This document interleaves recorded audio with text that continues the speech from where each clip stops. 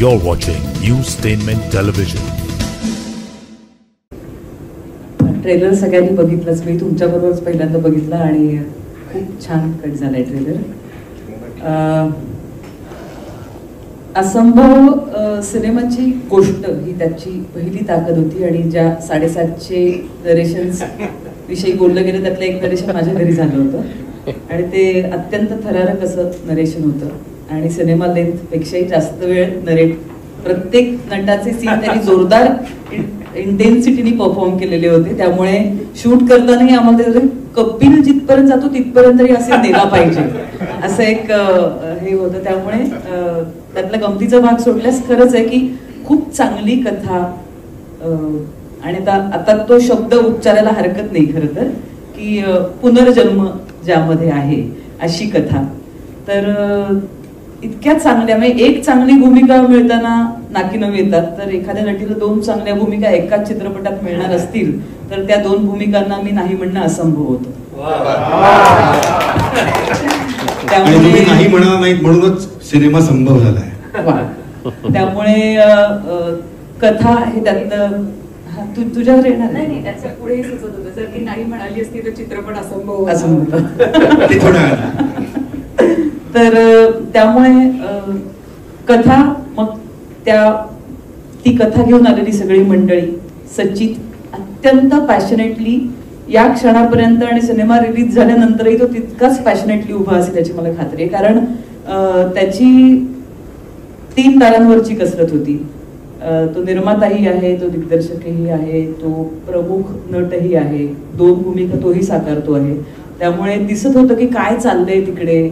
आता तिकडे थंडी होती, मायनस होती, सगळं आहेच. मी ते काय आपण आज काही कौतुक समारंभ नाही, आपला माहिती देण्याचं पण काम नाही, पण त्या सगळ्या कसरती करून आणि मग माझं लाडकं नाव आलं ते म्हणजे हे प्रिया. कारण अत्यंत महत्वाचा भाग आहे त्या सिनेमातला प्रिया आणि तो त्रिकोण पूर्ण झालाच नसता तितकं पॉवरफुल कोणी तिकडे उभं राहिलं नसतं तर. आणि माझा जीव भांड्यात पडला की कोण करतोय तो रोल, तर प्रिया करते. त्यामुळे मी खुश झाले. मग संदीप सरांचं नाव आलं. त्यामुळे एक आनंद द्विगुणित त्रिगुणित अजून पुढे काय असतं ते होत गेलं. त्यामुळे आमचे निर्माते जे ठामपणे या सिनेमा बरोबर उभे राहिले, खूप वेगवेगळ्या सिच्युएशन्स मध्ये वेगवेगळ्या अडचणींना सामोरं जात, जे प्रत्येकच मराठी सिनेमा जात असतो मला माहिती आहे, तरी सुद्धा खूप चांगल्या पद्धतीने हा सिनेमा प्रेक्षकांसमोर आणण्याचा प्रयत्न केला आणि अशा एका चांगल्या ऍक्टिव्हिटीचा भाग मला होता आल्याचा मला आनंद वाटला.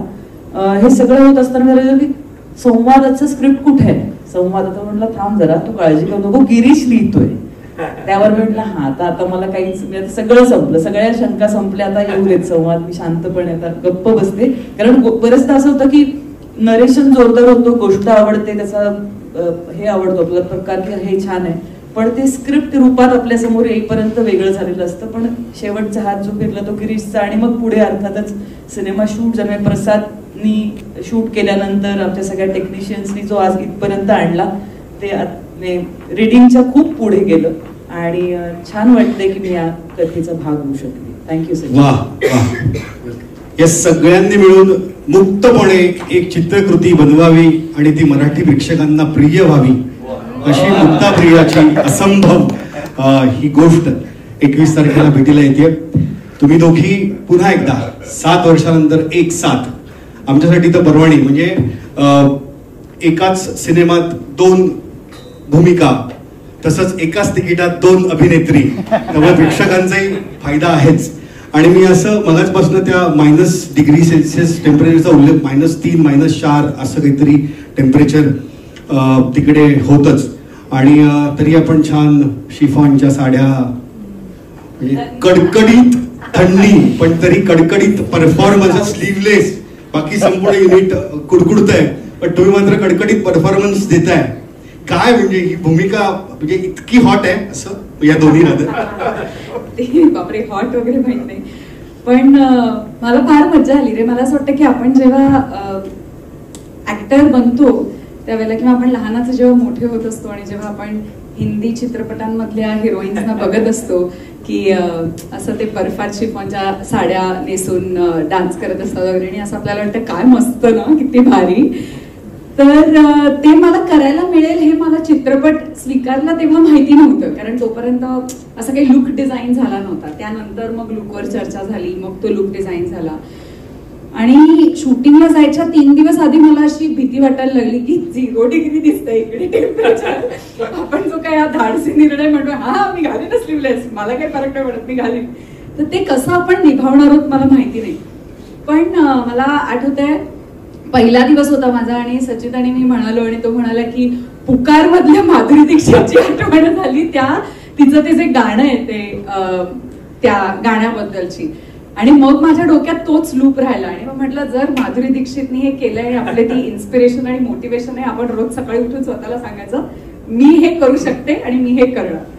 सो तो एक भाग झाला अनुभव म्हणून. एवढ्या थंडीत फार ऍक्च्युली थर्मल वगैरे न वापरता, कारण स्लीवलेस ब्लाउज मध्ये कुठे थर्मल वापरणार.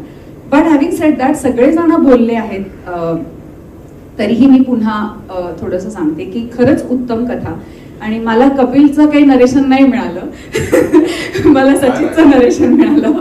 आणि प्रियाला थँक्यू म्हणेन, कारण अगदी म्हणजे अक्षरशः या लास्ट मिनिट एंट्री वाली लास्ट मोमेंट एंट्री आहे प्रियाची. आणि आम्ही खूप कळत नव्हतं की या भूमिकेला कोण अभिनेत्री न्याय मिळवून देईल. अनेक नावं चर्चेत होती, पण लास्ट मोमेंटला प्रियानी हो म्हटलं. त्याचं श्रेय पुष्कर आणि नितीनला जातं की त्या दोघांनी, प्रिया खरं तर आधी खूप बिझी होती त्यामुळे तिला जमणार नाही असंही एक थोडंसं झालं होतं, पण पुष्कर आणि नितीननी कट्टा सोडला नाही. आणि मगाशी जे ती म्हणाली तर तिला हॅट्स ऑफ आहे, कारण आम्ही 4-5 दिवस त्या थंडीत कुडकुडत होतो. आणि ही मात्र शिफॉनची साडी, तो जो आता ट्रेलरमध्ये आपण सीन बघितला, तुझ्याशी बोलायचा विचार करतच होते आणि तू आलास तेव्हा ही मला काहीच नाही होत आहे आम्हाला. मी मुक्ताबरोबर बरी आहे ना, स्लीवलेस ब्लाउज, सगळे स्वेटर, पण आम्ही तरी त्याच्यात एक स्वेटर आहे मला, पण बाकीचे तर म्हणजे ओव्हरकोट्स आणि सगळं असं घालून ते आणि ही मुलगी बिंदास तिकडे त्या साडी देऊन. आता मला मी ठरवलंय मला थंडी नाही वाजत असं ती म्हणाली. विशेष ठरवलं तर होतं. पण म्हणजे coming back to the earlier point, मी सगळ्यात लास्ट इन आहे चित्रपटात. पण म्हणजे मला लास्ट इन आणि ऍक्च्युली फर्स्ट आउट असंही म्हणायला लागलं. सगळ्यात लवकर पालन आलंय मी बॅकअपच्या दृष्टीने म्हणते. सगळ्यात शेवटी एंट्री माझी झाली आणि सगळ्यात पहिलं बॅकअप मला करून घरी पाठवलं त्यांनी. आणि दिस इज बिकॉज कारण माझा दौरा लागला होता आणि हे. सो मला असं वाटतं की दिग्दर्शक टीम, लेखक टीम, प्रोडक्शन टीम ह्यांनाही की माझ्या अवेलेबल त्या तारखा सगळ्या मॅनेज करून त्यांनी खूप अटीतटीचं झालं होतं तेव्हा सगळं, पण त्यांनी ते सगळं केलं आणि त्यामुळे मी या चित्रपटाचा भाग होऊ शकले. 2 कथानक तर आहेत जसं सगळेजण म्हणाले तसं. नितीन बरोबर माझा 3रा-4था सिनेमा असेल, तर कम्फर्टेबल टीम तर होतीच. माहिती होतं की मी कोणा लोकांबरोबर काम करते आणि आपण काय पद्धतीने काम करणार आहोत. पण माझ्यासाठी ह्या 2 गोष्टी खरंच खूप एक्साइटिंग होत्या. ते म्हणजे 3 गोष्टी, सॉरी. ते म्हणजे सचित बरोबर मी पहिल्यांदा काम करते. म्हणजे मला उमेशची आणि त्याची रुपारेलची मैत्री माहिती आहे आणि मी त्यांचे किस्से ऐकले आहेत. तेव्हापासून मी लहानपणापासून त्याचं काम बघत आले. म्हणजे आपण जेव्हा चित्रपट क्षेत्रात येऊ इच्छित होतो त्यावेळेला तो हिरो म्हणून काम करत होता, जो आजही करतो आहे. सो ते एक इन्स्पिरेशन होतं. ते एक खूप छान फिलिंग होतं की मला आज त्याच्याबरोबर काम करायला मिळणार आहे आणि स्क्रीन शेअर करायला मिळणार आहे. आणि म्हणजे हिच्याबद्दल मी कितीही बोललं तरी खूप कमी आहे. खूप लोकांची ती ऍक्ट्रेस म्हणून इन्स्पिरेशन आहेच, पण मला ती माणूस म्हणूनही प्रचंड आवडते. मुक्ता बरोबरचाही माझा हा 3रा सिनेमा आहे. आणि म्हणजे सगळ्यात जास्त काळ आम्ही दोघीला एकत्र घालवला. पण याही चित्रपटाला आम्ही दोघींनी खूप मजा केली. आणि मला असं वाटतं की 3री महत्वाची गोष्ट म्हणजे, सॉरी, संदीप सरांबरोबर काम करण्याचा फार मौका आला नाही. म्हणजे खूप कमी दिवस आमचे, 1-2 दिवस या फिल्ममध्ये, या फिल्ममध्ये 1 का 2 दिवस आमचं एकत्र काम होतं. पण ऑफकोर्स त्यांचंही काम कायमच इन्स्पिरेशन म्हणून बघितलेले ऍक्टर्स आहोत. सो मला या टीम बरोबर काम करायला मजा आली.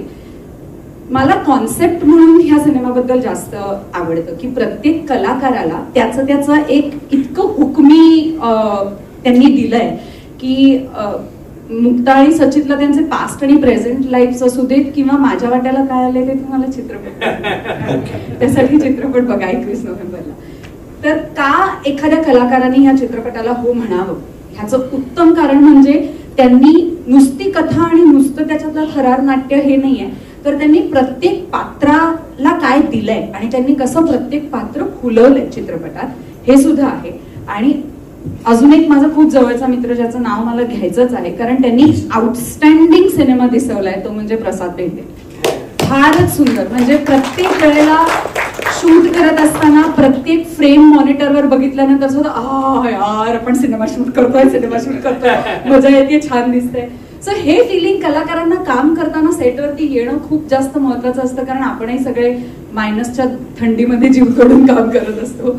So thanks to the entire team, मला ह्या चित्रपटाचा भाग केल्याबद्दल मस्त वाटतं. थँक्यू.